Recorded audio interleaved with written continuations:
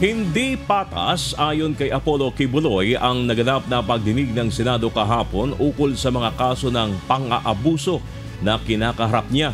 Tinawag din ito ng kampo ng religious leader na trial by publicity dahil wala umanong resource person mula sa kanilang panig at hindi rin natalakay ang mahalagang issue gaya ng mga insidente ng human rights violation nang pasukin ng mga pulis ang KOJC compound.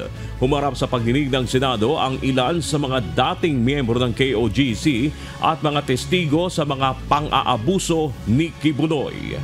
Yung mabibigat na aligasyon nila, walang mga katotohanan. Kailangan patotohanan nila sa korte where I can defend myself and malaman ang katotohanan.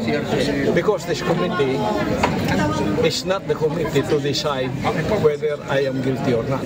It should be the court of law. So, hindi natin committee ito. Hindi committee fair ito.